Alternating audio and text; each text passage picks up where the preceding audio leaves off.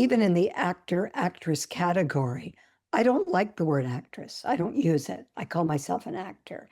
And Kinley, because you're not a doctress or a dentrist, it drives me crazy. And Kinley refers to herself as an actor too. So we gender everything. We want to nail it down in some bizarre. And my friend Marta, who is from Hungary, said when I told her Kinley came out, and she said, "Oh, ugh." And I said, "What?" And she said, "We don't have male and female. We don't, like in French, of course, it's very feminine, masculine." She said, "She is eux." And I said, "Well, she defines herself as female." So, but I thought, yeah, and I started to look that up and see how many countries don't, by definition, obsess on the masculine, feminine, but certainly North Americans do, and other countries too. Yeah. Yeah, that's something that I think about a lot. On the one hand, I feel like often in queer communities, we'll talk about, gender's a construct, it's all made up, it's all a performance. And on the other hand, it's built into the culture, it's built into the language as English speakers to an extent. Certainly, if you speak French, it's built right in there. Many, many Romance languages, it's built in. On the other hand, you have lots of languages that aren't gendered. Like you were saying, your friend mentioned that in Hungarian. I know Tagalog doesn't have gendered pronouns at all. But everybody has an experience of gender, really, unless they're agender. And I think that's really interesting. And, one of the questions that we have on our list is talk about allyship. And I know we've talked a lot about representation, a lot about normalization, a lot about spreading the word within the industry and pushing for this kind of change. One thing that I think, and I'd be really curious to put this question to everybody on the call, is that we can all talk about our experience of gender, whether we're cis, whether we're trans, whether we have a binary gender identity or a non-binary gender identity. But nearly everybody, unless they're agender, has some experience of gender, what it feels like in them. And we all do things that are gender affirming, and we can feel gender euphoria. And I wonder if maybe you could all think about that in yourselves. Like, what is a time or what's an action you have taken, whether that's internal, external, presentation, whether it's a surgery, a hormone, an outfit, a haircut, whatever, that has felt gender affirming for you. And what does gender euphoria feel like? Because my true belief is that the more we talk about this outside of queer and trans communities, the more we normalize the idea that everybody's experience of gender is fluid and is reinforced by things both inside and outside of ourselves. So maybe, Maddie, I'll put that to you while I let the others think about that. Oh, yeah. Okay. No pressure, but so much pressure. No pressure, but so much pressure. Yeah, okay, let's go with this shirt right here. I'm gonna see if I can adjust my screen and not show all of the mess in the background. Okay, let's see if I can. It's raining them. Yes. So this shirt came about. Do we know G Flip? Do we know G Flip? Yes. The singer, drummer, very gay. And I actually don't know their pronouns at the moment, so I'm going to use they, them at the moment. But they have this cover of It's Raining Men. And instead of singing It's Raining Men, they sing It's Raining Them. And I came across this song. I mashed it up with another song. I'm a bit of a cabaret performer. I performed at Pride this year, and I got to perform with this shirt. I don't know if they coined this phrase or the saying, or if they coined this song. I don't believe they do. I think there's other iterations, but G Flip is where I came across it. So I got to perform at Pride this year with this shirt, and with I am a burlesque performer, so I got to have my burlesque sketch on underneath. And for the first time in 10 years almost of performing as a burlesque performer, all of my pasties, of which there were 4, I will let you imagine where all 4 were. There were 4. Every single one of them went bing, bing, bing, bing. Wow. No. It was, yeah. And thankfully, for anyone who, I don't want to go on a rant here, so please feel free to stop me if I start to, but there are blue laws in Canada as well. There are laws about what parts of your body can be exposed in public and what can't. Thankfully in Toronto, those laws don't include, are quite liberal. They're quite open. If you go elsewhere, they are not, and that can be even to like drive an hour in other directions and they can be very different. So you have to be very conscious of these laws. Thankfully, in that moment, I didn't have to be conscious of those laws. But in that moment of getting to perform in front of all of these people and not care because I was in such a queer space about all of my costume bits going wrong and getting to wear this shirt was very gender euphoric for me. I Lovely. love that. Love I that. love that. Wonderful. I want to turn it over to a cis person and see what your experience of gender has been. Colin. Oh, am I? Hello, It's Colin. me? Well, I don't want to make assumptions. No, I no. shouldn't. I appreciate that, Asher. Yeah, I'm cis, and as a cis white male, it's not something you actually think about Exactly. because life Don't have to. is set up for you. This is going to be a weird example. It's probably a horrible one. But when Deb was giving birth to Kinley, she was like in her 23rd hour of labor and pushing. And I looked at her and I said, I would love to say, if I could, I would change places with you, but I would not, because I could not do what you are doing right now. This is amazing. And I am thanking God that I am a man because I couldn't do it. I would be the worst woman ever. What are you laughing at? You know this is Sorry. true. Big head. What's big head laughing at? That's right. Her head was gigantic.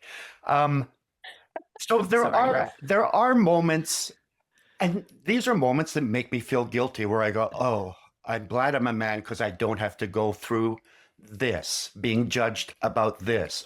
And that's the worst way to feel good about your gender, I think. Looking at it that I don't have to go through the bad things.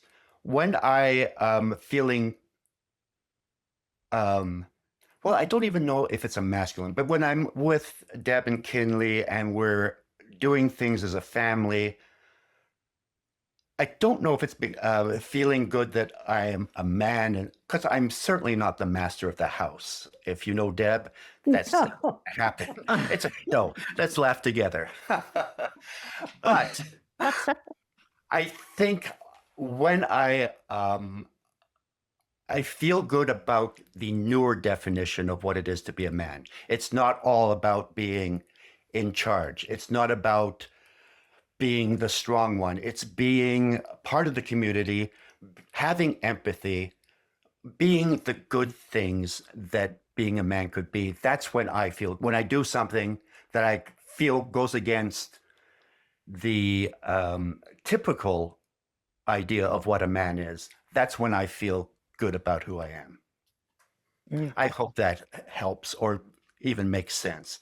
But I'm telling you, as I looked into my wife's face, I thought, I so wish I could give her words of support right now instead of thinking about how horrible I'd be at this. Friends, I'm going to take a quick pause. I have to leave the call now to go back to rehearsal. Thank you so much for letting me be a part of it. I'll say I know an early piece for me before I had officially come out as trans, because there was a period where I was living as a because I was out as queer at this point. I was out as bisexual, and I was experimenting with gender presentation. So I was kind of living as like a gender non-conforming man. And I had gotten, I was wearing, different outfits, sort of mixing and matching masculine and feminine presentation. But I would go to often Value Village to buy whatever like clip-on earrings they had. And I got really tired of that fast because A, they hurt, and B, the selection's not very good. And so I was like an early piece for me that felt gender affirming at a time when I wasn't even out as my gender was getting my ears pierced. I don't think I quite anticipated just how good it would feel. And I'm someone who I took them out today because you couldn't really read them with the blurred background. But I love a statement earring. I love wearing like big earrings. I don't know what it is. It just it's funny because the point about like gender euphoria or like gender affirming, because it's not even necessarily that like it makes me feel feminine, it just makes me feel like me. But I think that's probably like kind of the point, and I think what people are ultimately getting at when they're talking about gender euphoria. And so yeah, that was a nice like early piece before I had really like sorted everything out. I still knew enough to know this is something I want to have done. And it went a long way before the point where I finally arrived to realizing that I was a woman. So yeah. I can go next. I loved what you said about like that it was something that just made you feel like you, because I feel like that is very similar to how I felt with my example. So my mom, she has a thing where it's like, okay, like you need to keep your hair long. And it always bothered me because I found it very like hard to like manage, and it just didn't feel like me. And so I grew up in Calgary, and when I moved to Toronto for a while, I did like keep my long hair because I'd go back and like visit often. And then at a certain point, I was like, I just want to chop it off. Like I just want to like, really just like make it short. And when I did that, it just felt so like freeing. I was just like, wow, like this, I can't believe I like didn't do this for so long because I was worried about what my mom would say and all of this. And once I did it, I was like, oh yeah, there's no going back. I have a haircut tomorrow, so it's gonna come back up. So yeah, so haircuts honestly like are one of my favorite things. And now I get them regularly. I didn't previously because I was just so annoyed with the process, but it makes me feel like me. Nice. Deb, do you have I'll- any that you want to share? If not, that's cool too. Sure. No. First of all, I'll say to Colin, the most perfect example of manhood I have seen from you is how you acted when Kinley said she was a woman. That was when you showed what a cis man can be like in the support. And Kinley, you know how I feel about you. Nothing to say because I'll start to cry. I was going to say I'm lucky because I've always been comfortable in my skin. But I don't know that that's lucky. I think we have to stop looking at this as an arduous journey. I think we have to start going, I've realized I'm a woman. I've realized I'm gender nonconforming. I'm gender. I think we have to look at that as a spark of joy, like a rocket going to the moon, and it drops one of its rockety things, and then it goes forward as a different thing. Because we've always looked at it like a ball and chain, like, oh, now I have to do this, now I have to say that, instead of being a glorious thing. But I guess for me, I was lucky because I've always loved being a girl. Oh my God in heaven. I've owned it. I've used it. I've abused it. But You're very good at it. Pardon me? You're very good at it. Thank you. You're welcome. But I will say that it even a cis woman, doesn't come without struggles, with abuse, with, my heart aches. My last anger at what women go through was the dismissal of the charges at the hockey. But I will say that I've been lucky that I never struggled with my identity. I have struggled with what cis women. I was born in 1954, so I did have to do with a group of women fight for women's rights to wear pants in the middle of friggin' winter. That was a thing. that we had to wear skirts or dresses and all the other stuff that went around with being a kid of the 50s and 60s, and the abuse and what was okay in ways to treat women. But I've never wanted to be anything else. And people, oh, men have it so easy. Wouldn't want to be a man if you paid me. No offense. But I'm fine with it. I never envied. I just thought, you are who you are, you love who you are, fight for the rights to be who you are. On the topic of the ACTRA Awards, the ACTRA Awards in Toronto celebrate, applaud outstanding performances, achievements, artistic accomplishments, contributions of union performers. So what does being a member of a professional performers union mean to you? And why is it important to honor union performers? I can get started. So for me, I still remember when I got my first actor contract and became an actor apprentice, and it was like it just felt like, oh, I'm on that journey to becoming a professional, and when I got my full membership, again, I had that same feeling. So not only is it such a great recognition of like, oh yeah, like I am a professional and I deserve to be treated like a professional, I deserve to be paid like a professional. But I think there's so many like hard won like union protections that ACTRA has for its membership that it's just when I am on an ACTRA set now, it's like, oh, I know I'm in good hands. I'm protected. I'm like, like I have my meal breaks, there's gonna be like overtime. It's all of that. And so for me, it's just I just love being an actor. It's great on so many different levels. So yeah. I can relate to what Rabiya just said because I was in theater school for 4 years at Ryerson. And I know it's not Ryerson anymore, but I think it's politically okay to say it if it was then. So it was Ryerson. And so we were students of acting. So when I got out and got my ACTRA card, I was a real actor. In my mind, oh, you're an actor. Oh, she's just doing the. No, I'm an actor. Here's my ACTRA card. An equity card, of course. And that meant something. And in an industry where there's so much struggling and so much unemployment, in a funny way, work doesn't unite us, but being actors unites us. When you become a union member, it just sort of solidifies that your craft has value, that all those years of putting in the work, either rehearsing or writing or whatever, being a part of a union that does protect you and looks after you and gives a voice to those who might not be heard. It's wonderful. You're part of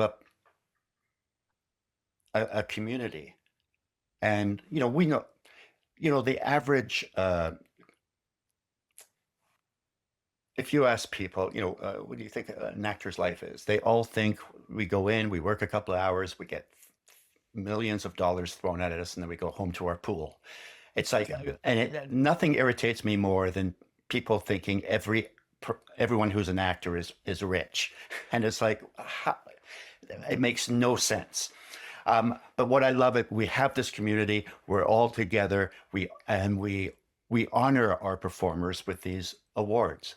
These people who have brought these stories to life, stories about humanity, about the human condition, about whatever is going on in the world, and the hours of work that we know has gone behind that. We all know how hard it is to get any kind of a project out there, never mind having it finished and being seen by people. So I think it's great to award hard work that way, because everyone's against us. Nobody knows what we do. Well said. Yeah, I think everything's been pretty much said. I do want to echo what what Rabiya was saying about just the feeling that you don't have to sort of fend for yourself, that there's a team and a community behind you that is able to actually like set standards and regulations in place to ensure your safety and that you're being treated fairly. Um, because, you know, I think we all know, perhaps before you were a union actor, hell, maybe even after, sometimes on sets there are shenanigans that are pulled, and so knowing that you are being protected, I mean, it's a weight lifted off you this thought just occurred to me. I'm like, oh yeah, roll with that. That this weight's lifted off you that then even makes it easier for you to then like focus on the job that you're there to do, rather than having to worry about all these factors like, oh, is this going to happen for me? It's like, no, I have this force behind me that I can just focus on the craft and doing the best job that I was brought here to do. Well, absolutely. I echo that. That's when I first joined the union, Deb, much like you, I took my degree and I went, I have a degree, I would like a union card, please. Yeah. And Yeah. that's how I got my first credit, which is still a thing that exists, and we love that program. So if you are a graduate, go get your union card with your diploma or degree. But the reason I did was because acting and the film industry can be so the Wild West sometimes. Truly anybody can pick up a camera or a phone these days and start filming something and call it a film. And there's something so incredibly beautiful about that and so incredibly accessible about that. There's also something so scary about that on the other side of that same coin, in that it sometimes you can walk onto set and someone can just say, yeah, do this now. And it's like, whoa, I didn't agree to that. That's not.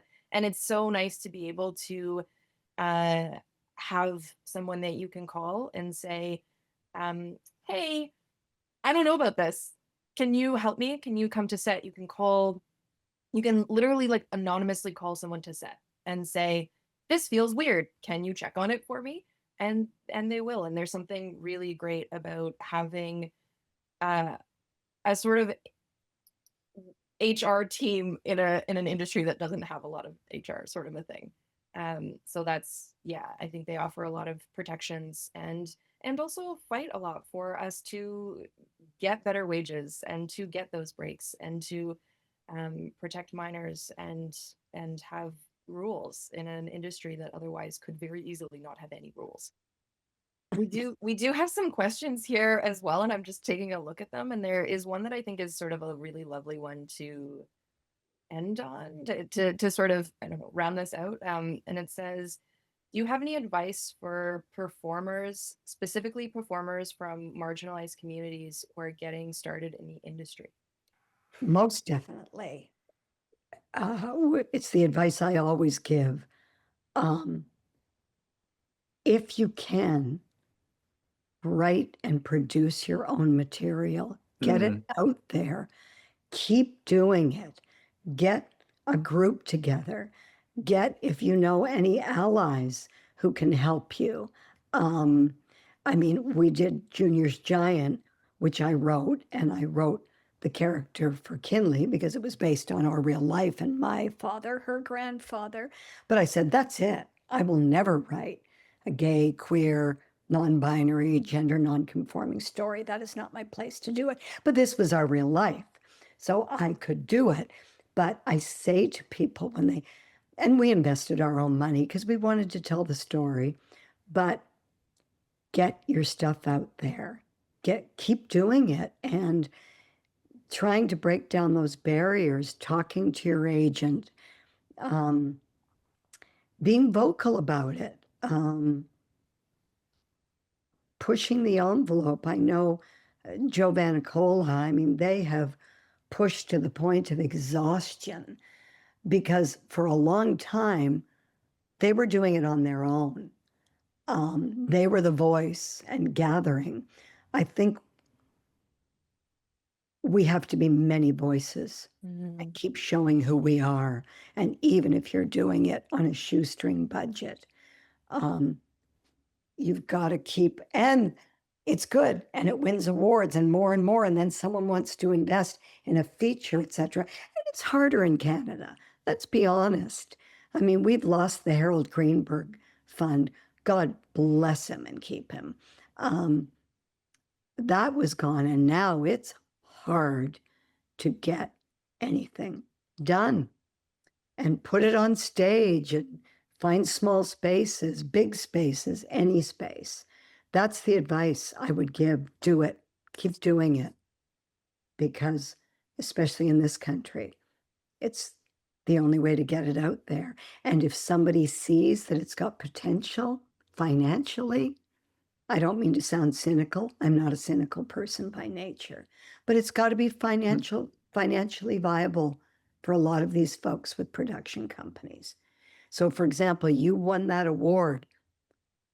Yes, it can be financially viable. And that to me is what moves the wheel, is that they see potential in it. That may be cynical advice, but it's advice. Yeah, I say, like Deb said, just keep doing it. Also, keep learning your craft, keep taking classes, say yes to things that may be a little outside your comfort zone, because you can find out a lot about yourself by putting yourself in those positions, by going, this is an area I'm not quite sure if I'm on solid ground. And then you'll find I can do this. And I've as an improviser and the people I work, find your people, your community, the people who push you, the people who inspire you. And I work with, these are the people, this is something Deb and I have talked about, that as we get, let's say, more mature instead of older, we're constantly working, when we come up with projects, it's with people that we like. It's with people we know who they are, we know what they can do, but we also know that they're lovely people and this is going to be a great experience. Because I find that's when the best work happens, when everybody is going 110%, even though there may be no money. These passion projects, I always find, are the ones to work on because everybody is pulling together, holding each other up, working with a way to get around the obstacles of no budget or whatever it is, and usually going above and beyond. And that's exciting. That's that makes people want to work with you more, I think, and when they see how inspired you can get with nothing. Yeah. And Rabiya, what I loved about your project that I saw, because I was on the committee to choose best male performance, but we saw a lot of stuff, is that it is past time for gender non-binary, gender non-conforming to be thrilled to be that character in the straight production. That's got to go. Because, we'll have the tech person play no. And the beauty is when you see a production that everybody is. That's the world. You don't have to vie for that one. We hope for a day where you're not vying for that one person, or that one person is not defined by how they identify.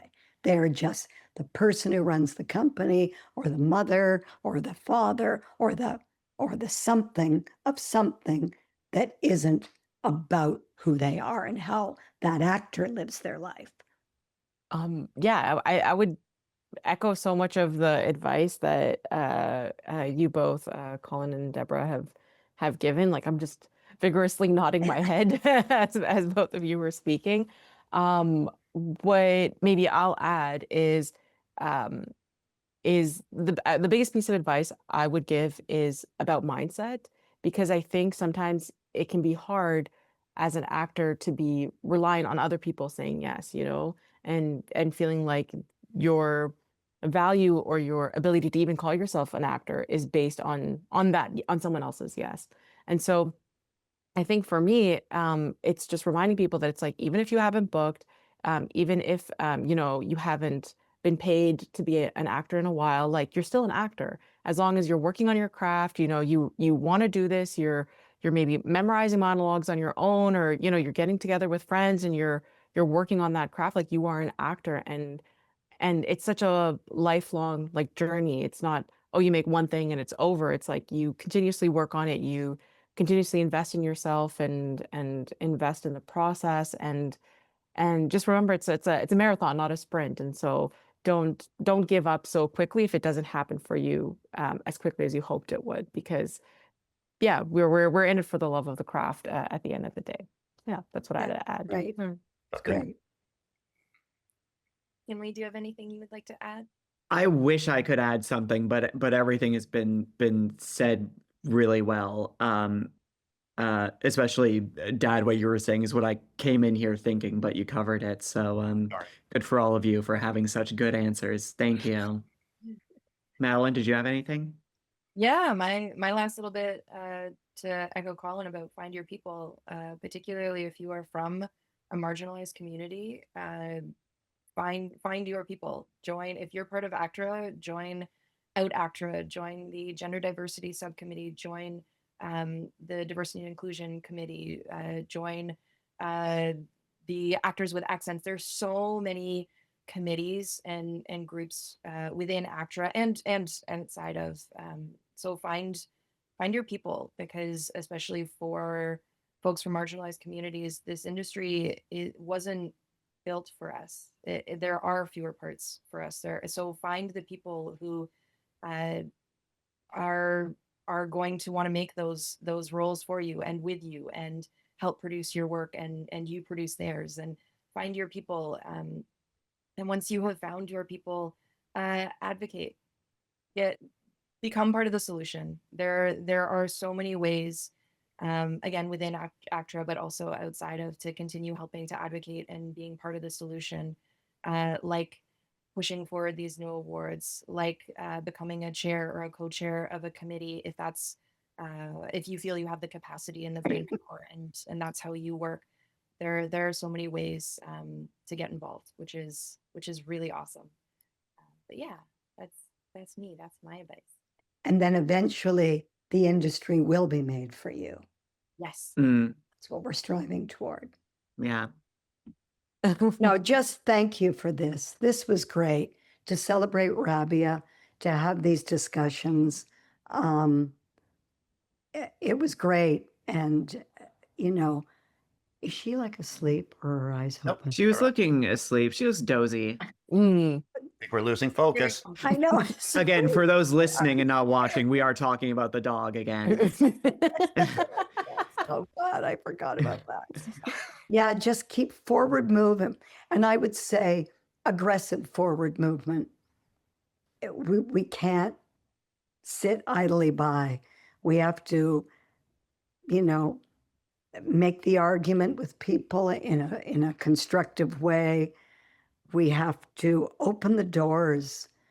I say to so many people, I wouldn't have missed living at this time.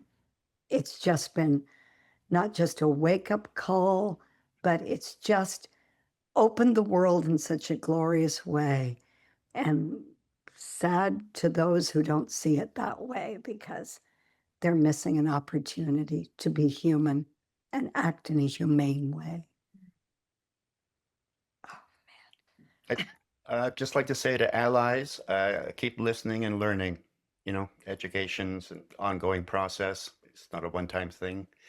We can still keep listening and learning. Also, everyone's hair looked really good. Thank God. Yeah, I just wanted to say that I loved this conversation so much. It's such a pleasure to talk to all of you wonderful folks, and just to hopefully keep moving forward and see what the industry can become in the next years. And yeah. So thank you all. Thank you. You.